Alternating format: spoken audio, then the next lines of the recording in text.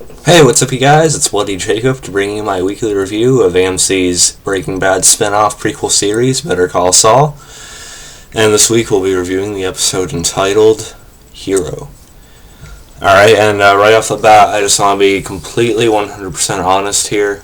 I was pretty tired when I was watching this episode Monday night. I actually turned away from Raw to watch Saul. Because, if you guys watch WWE Raw, you know it's rarely above average nowadays. But anyway, we could do another video talking about WWE today. But that's not really what my channel is about. We're going to talk about Saul.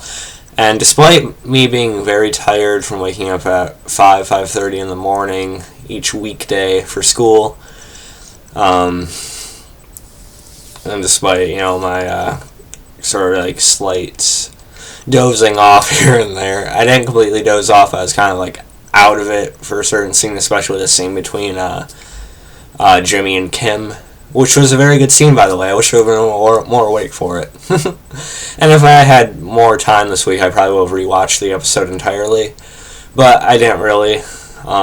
Between my schoolwork and the Vampire Diaries, watching that. By the way, there will be a general Season 2 review up tomorrow or Friday, I'm planning on. But between my schoolwork, Vampire Diaries, and whatever else is going on, I didn't really have time to rewatch Hero again. But I still remember it to a fair degree. But just cut me some slack on this review, guys, if you haven't already on my other ones.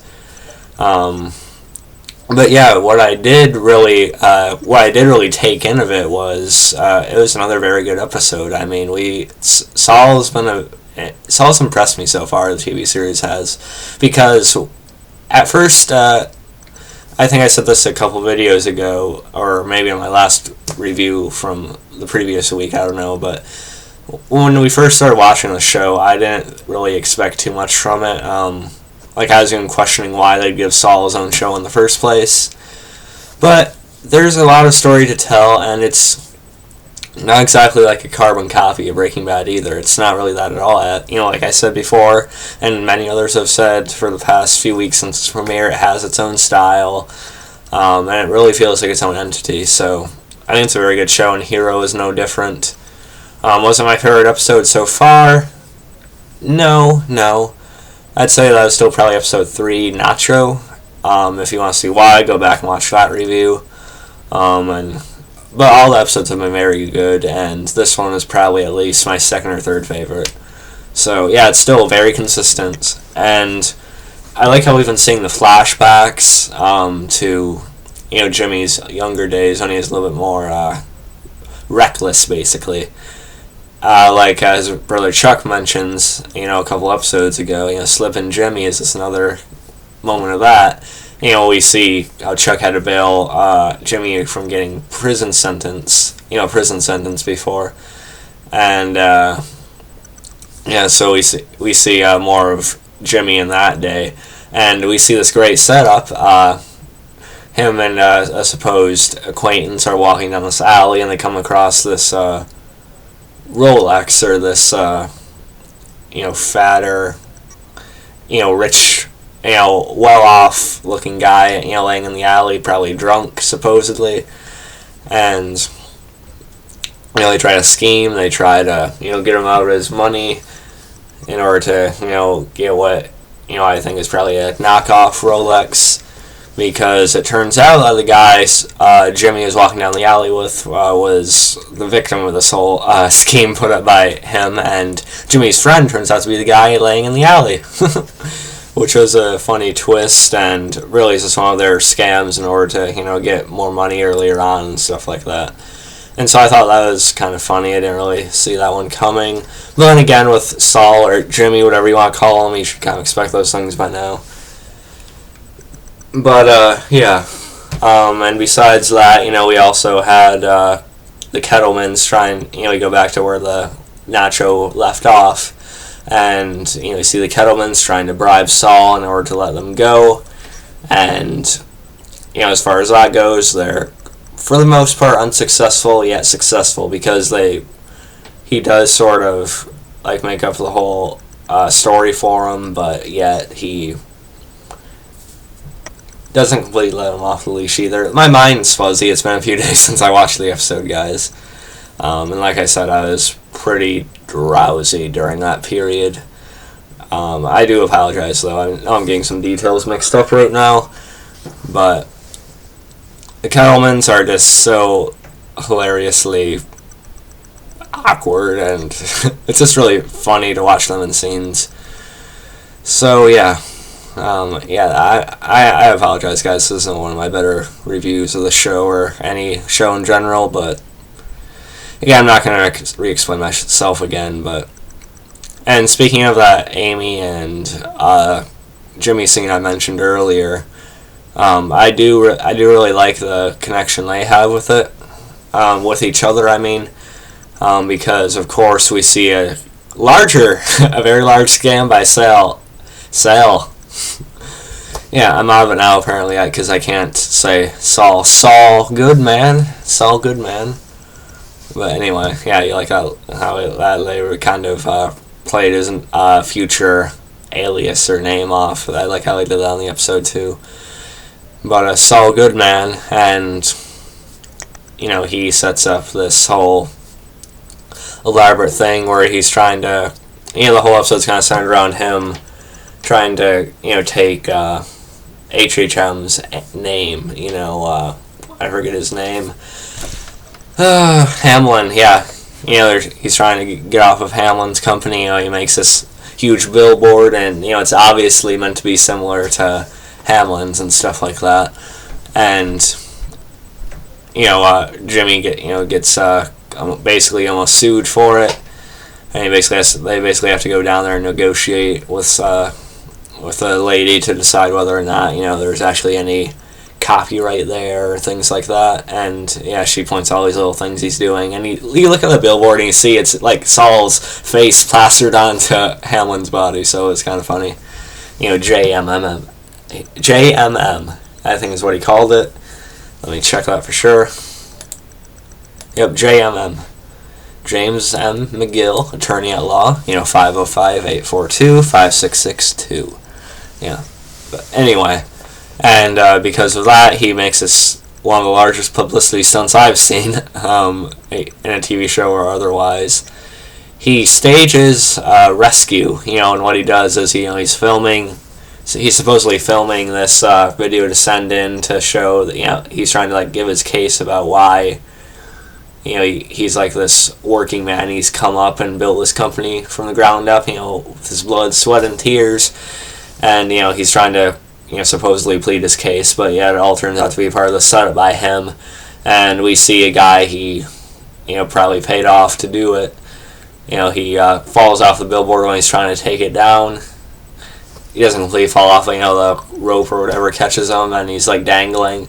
And so Jimmy, to look like the hero, as the episode is called, actually climbs up there, and which I've never been able to do. I'm not overly afraid of heights, but let's just say in 6th grade when we went to this camp, we had these 35-foot high ropes, right?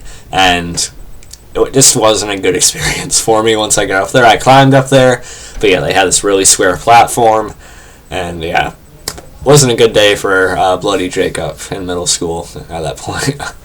But yeah, Camp Pendaluan was great though. But yeah, I'll catch you guys next time, and peace. I'm kidding. God. Anyway. And Jimmy basically rescues this guy, and he's made out to look like this local hero now. Local lawyer, local hero. And, he basically tries to hide this nude.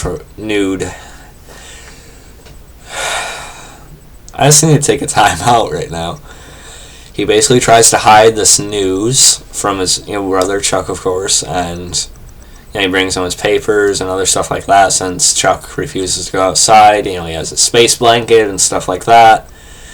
And when Jimmy leaves, however, Chuck actually makes a daring move to actually go outside, and when after Jimmy told him no one else got the paper from Albuquerque, he actually sees everyone else had the paper in their driveway. So yeah, he goes and takes one of them from the driveway, and we get this really funny angle because he's holding a space blanket over his head, and like running along across the yards and stuff to get the newspaper. And we see this family from across the street watching him.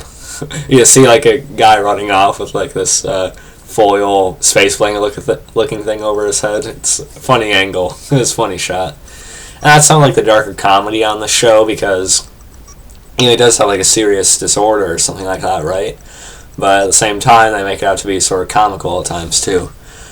But I also do think they did a good job with showing like how much what's going on with Chuck actually affects him. And it is kind of depressing to see someone who is obviously really well off and very intelligent in the business he was a part of, fall at such a low level. So yeah, that was all very good. And if we want to go back to the Jimmy and Kim thing real quick, like I said, I was sort of in and out, so I kind of missed some of the details of their conversation here. But I get the sense that Kim she knows what kind of thing Saul does. With what Jimmy does anyway. She picks up on his angle with the whole billboard thing and stuff like that. She's concerned. She thinks it's probably a bad idea to a certain degree. But yeah, I think she's almost like sort of charmed by his method of thinking, the way he gets things done. And we sort of see like their friends with benefits side showing a little bit. But I'm wondering like how their relationship will progress as the series goes on. Like I could see it becoming a more serious relationship, serious committed relationship, or I don't know, maybe they'll be like at odds with each other by the end of it. I don't know. And it also makes me wonder what became of all these characters by the time we found them in Breaking Bad. So yeah, it makes me want to see more of what happened at that Cinnabon and stuff like that, which I'm sure we'll see eventually by the end of the series, hopefully. But yeah, that was all very good, and yeah, not really much more to talk about with this episode, except we do see with the whole Loco Hero thing, he does actually start getting quite a few messages on his phone, 7 new messages. So yeah, Jimmy McGill is starting to find that success he's been so craving. And yeah, I feel like I'm forgetting something about the episode that I wanted to talk about. Let me see if I can look it up real quick. Please have patience, guys. I apologize.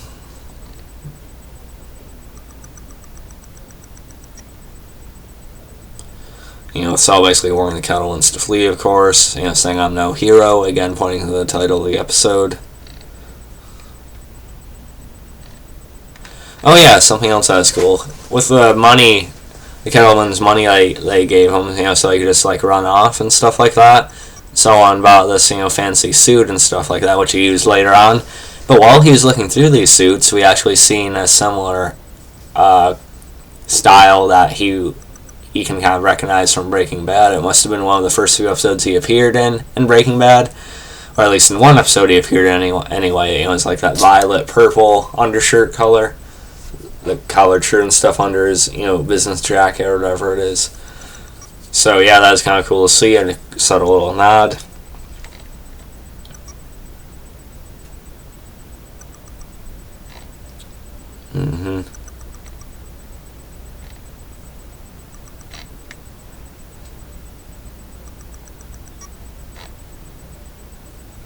I apologize, I'm just reading through this review from IGN to see if they remind me of anything I really wanted to talk about. No, not really. Yeah. And Nacho basically warns them there will be consequences, which I'm kind of curious to see what that will be. I'm sure we might spend a few episodes without seeing Nacho, but I'm sure it'll probably hit us in the face a fair amount before the end of the season. Or maybe by the end of the season, we'll see. But yeah, that's pretty much all I have to say about this episode. Again, I apologize for the sloppiness with this review. I just wasn't really awake, and I didn't really pay attention to the details like I usually do. Again, I apologize, but I hope you still enjoyed this video. Again, I'm not having to go too long, so that's a plus, right? But yeah, I'll catch you guys next time. most likely for my general review on season 2 of the Vampire Diaries. Again, out by tomorrow or Friday, Saturday at the absolute latest, but I'd count on Friday at least, but we'll see. Sometime within the next few days, Vampire Diaries season 2 general review. Yep. Catch you guys next time, and peace.